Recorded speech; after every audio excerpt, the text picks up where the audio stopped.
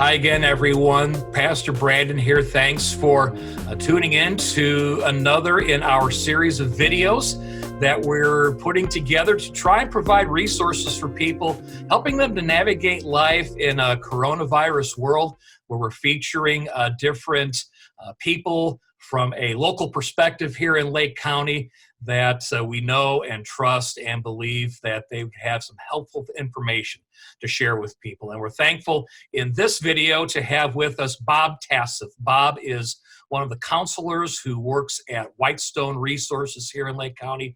Bob, thanks so much for taking the time to share with us today. You are so welcome. So welcome, Pastor Brandon, and thank you for hosting this. One of the things that I know, as you and I have been talking a little bit about this COVID-19 situation ahead of time, is that there is just so much information out there, and it's coming from so many different sources.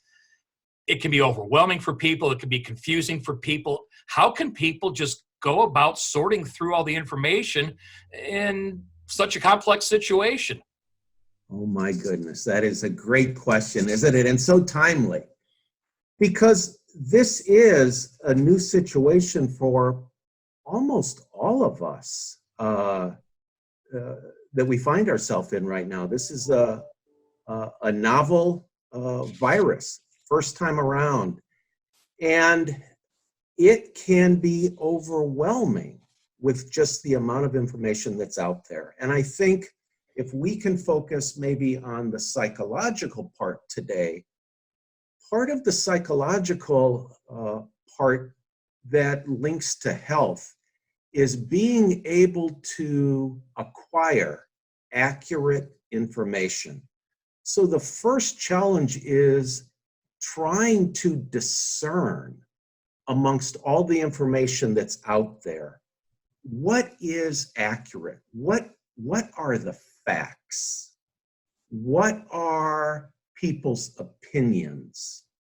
Are these people's opinions coming from experts, specialists, or lay people? And there's nothing wrong with lay people's opinions, just as long as we understand that's the data, that's the information we're getting. Is this a prediction? What's the prediction based on? Or is this just something a little sillier?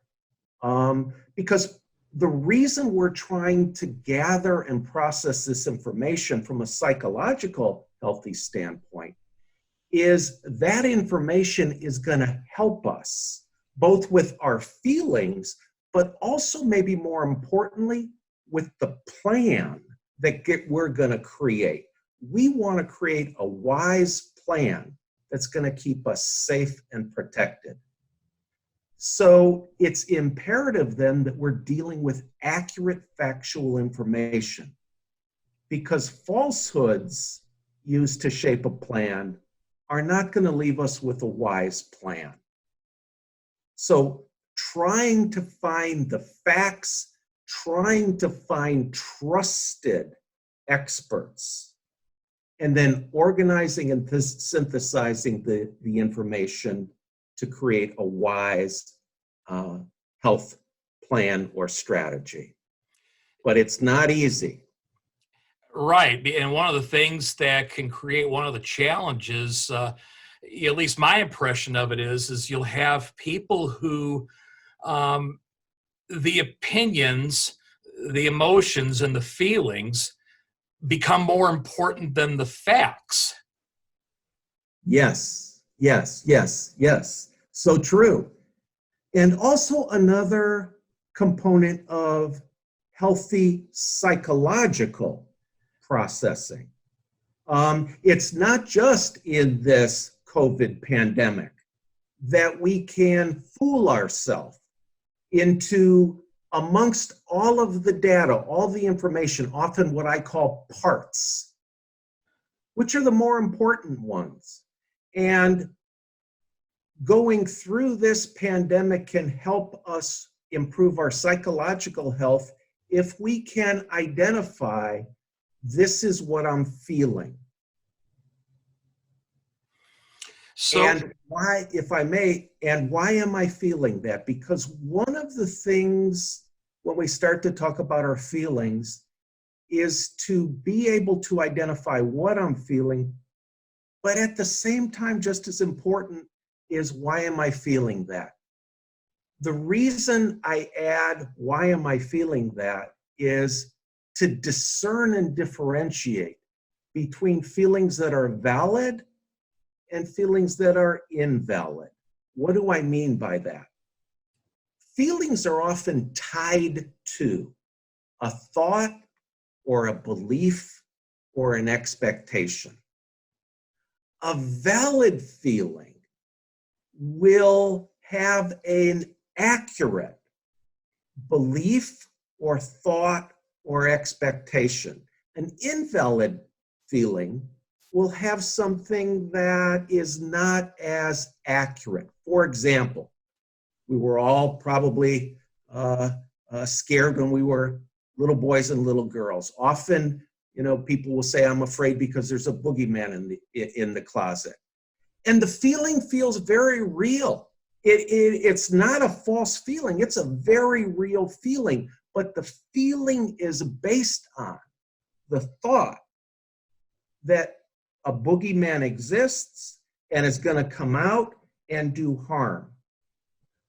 In this time, we must be able to understand not just what we're feeling, but why we're feeling it, and begin to discern and differentiate what is my feeling based on, so that we can just give those invalid feelings much less credibility and pay attention to valid feelings and to embrace them and learn from them and allow ourselves to feel them and emote them. I think you've done a great job of mapping out that this is a goal to aim towards for people. Are there even just a couple of very simple, practical steps that people can take that will help them move from where they're currently at in the direction of where they're needing to go in regards to what you just talked about? Yeah. For example, when we understand ourself psychologically, we're made up of many parts. Our feeling or our emotional self is one part of us. It's not all of us, it's a part. So when we're trying to understand our emotional self, I think it's important to ask, what am I feeling? But also, why am I feeling it? What is my feeling based on? Because I need to add another part to my emotional part, and that is my thinking part.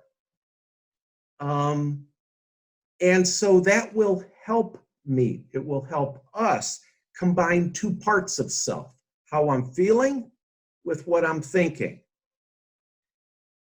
That can add the emotional part of me along with I hope my thoughts are accurate. I'm going to assess my thoughts. I'm going to assess how accurate are they.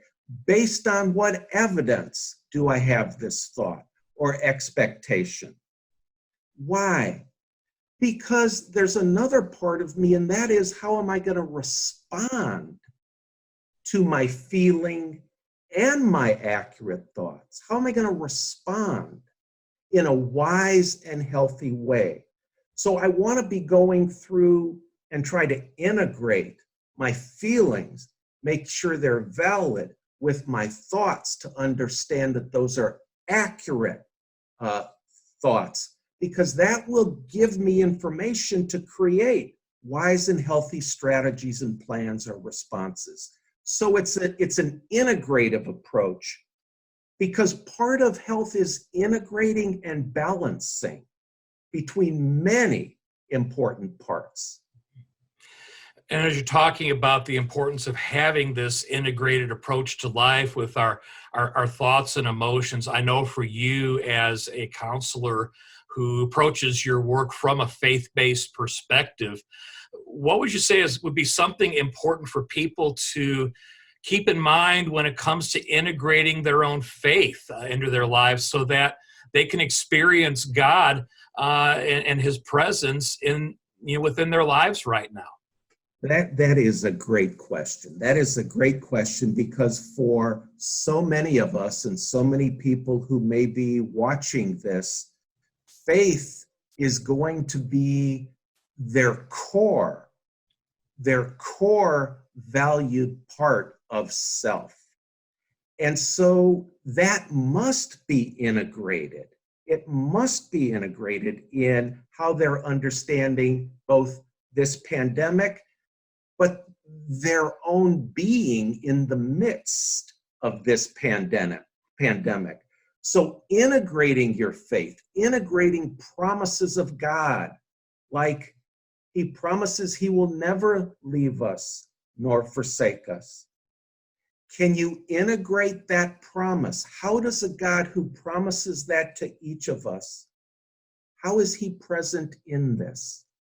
And if you allowed that promise to be integrated into your viewpoint, how does that affect your feelings? And how will that show up in your wise responses?